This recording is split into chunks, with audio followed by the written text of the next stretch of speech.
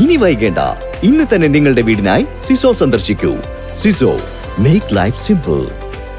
അങ്ങാടിപ്പുറത്ത് ജനങ്ങൾ പ്രതീക്ഷയോടെ കാത്തിരുന്ന ഓരോടംപാലം മാനത്തുമംഗലം ബൈപ്പാസിന് ഇത്തവണയും ബജറ്റിൽ ഫണ്ട് അനുവദിക്കാതെ സംസ്ഥാന സർക്കാർ ജനങ്ങളെ വഞ്ചിച്ചുവെന്നാണ് വെൽഫെയർ പാർട്ടിയുടെ ആരോപണം.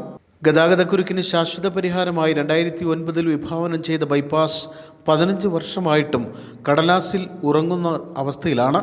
വ്യാപാരികളും വിവിധ സംഘടനകളും നിരവധി തവണ സംസ്ഥാന സർക്കാരിന് നിവേദനം സമർപ്പിച്ചിട്ടും ബൈപ്പാസ് നിർമ്മാണത്തിന് ആവശ്യമായുള്ള ഫണ്ട് ഈ ബജറ്റിലും അനുവദിച്ചിട്ടില്ല. ബൈപ്പാസിന് ഫണ്ട് നീക്കിവെക്കാത്തതിനെതിരെ പൊതുജനങ്ങളെ അണിനിരത്തി ബഹുജന പ്രക്ഷോഭത്തിന് വെൽഫെയർ പാർട്ടി നേതൃത്വം കൊടുക്കുമെന്ന് party Angadippuram panchayat president Saithali Valambur, secretary Shihab Thirurkad തുടങ്ങിയവർ അറിയിച്ചു.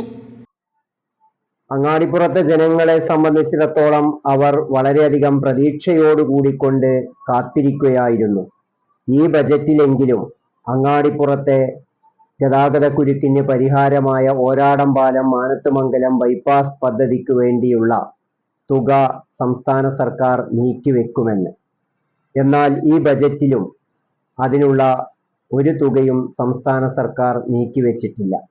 നമുക്കറിയാം, 2009 വിഭാവനം ചെയ്ത് 2010 ഭരണാനുമതി കിട്ടി 10